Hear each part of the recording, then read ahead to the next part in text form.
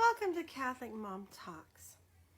Have you often wondered, or I've often wondered, about this tension that's going on in the society in regards to people that have a faith?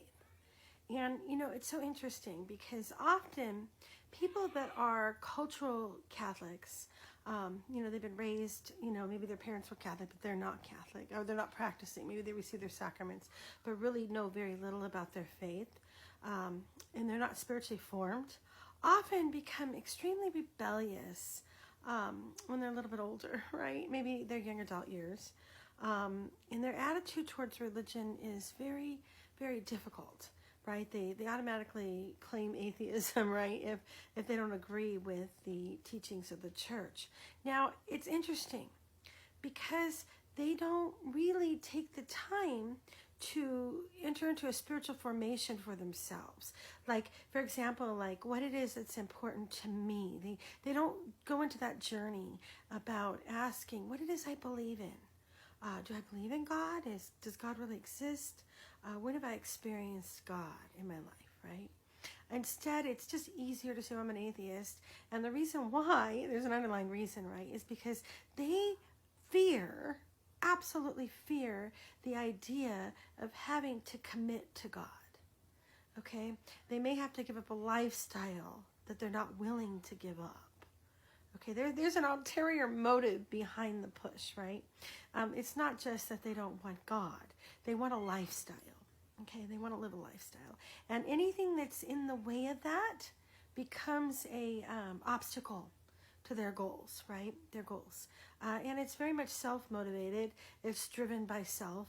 And it's ego, really. I mean, it's understandable because when you go on a quest, right, and in the journey, the hero's quest, they have to go through this journey, right? And oftentimes they fall miserably, and then they get back up and are awakened, and they meet their mentor, right, which is some wise old person in the story that gives them insight into how to fight their battles, and then they spend a lifetime of heartache and sorrow fighting their demons, right? And then eventually they wake up in their 40s or 50s and realize, oh my gosh, what have I been doing all of my life, and I want to come back.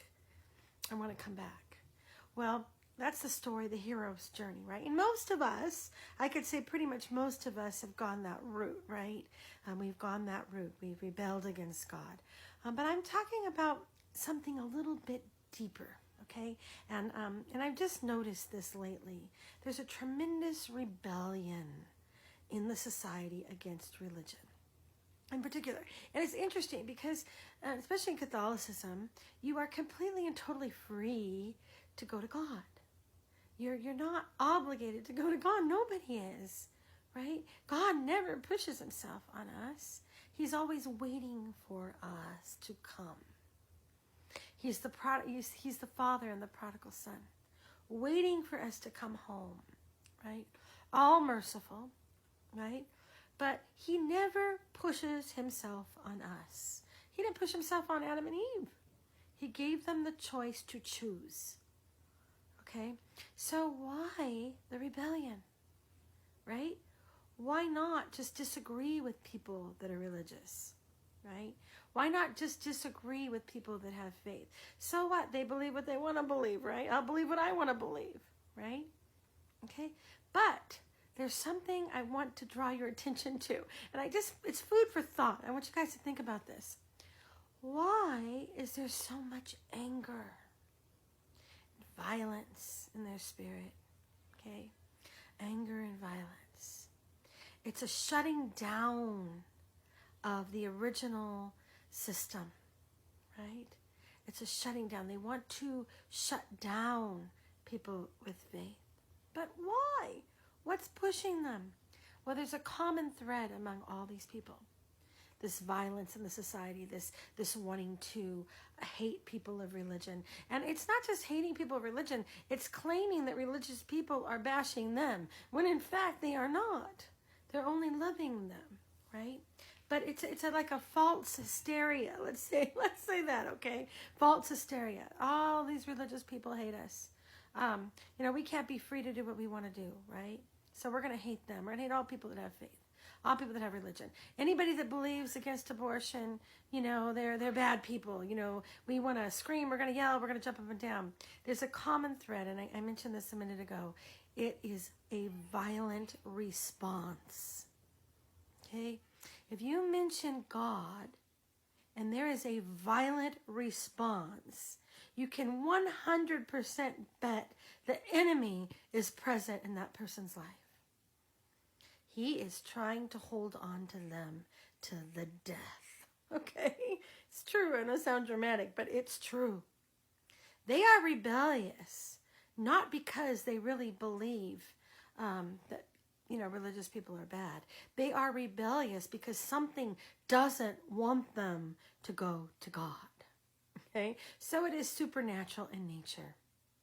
This violent behavior, this push towards total conformity of everyone to their beliefs, right? Right?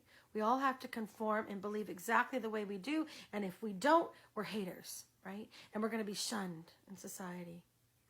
You're not tolerant of us.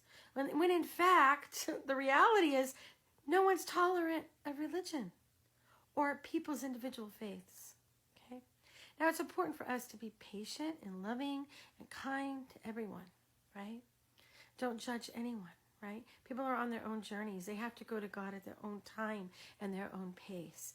But it's important for us as parents to invite our young adults, invite our kids to question, what is it you really believe in? What is it you hold sacred in your life? What is it that makes you who you are? Dig deep. Dig deep into that soul of yours and look for truth. Don't just fake it out and say, oh, I'm an atheist, right? With no searching. That's a cop-out, right? That's not taking a mature responsibility for your faith, right? If you believe when you were a child, you had a faith, okay? Somewhere along the line, you lost it. Maybe you got involved in stuff you weren't supposed to. Somewhere along the line, you made a choice to step away. If you did, you can come back, right? But it's not just that.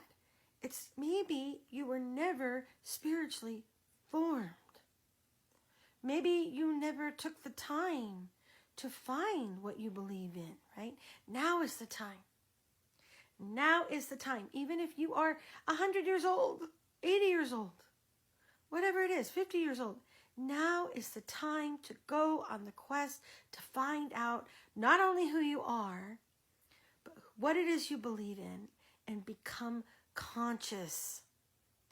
We can no longer be driven by the dictates of society. We must become conscious. Become what we know to be sacred. We need to find truth in our heart, find truth in our lives. Make our faith our own. Your Catholicism, your Christianity cannot be somebody on the streets. It cannot be your parents. It can't belong to anybody else. Your relationship with God is personal to you. It is your relationship with God. Okay? It only has to do with you and Him. Okay? So I invite you, when the world's getting hysterical about us being faithful to God, just be peaceful and loving. Say, it's okay for me to think differently than you do. You don't have to get so angry, right? Thanks so much for listening.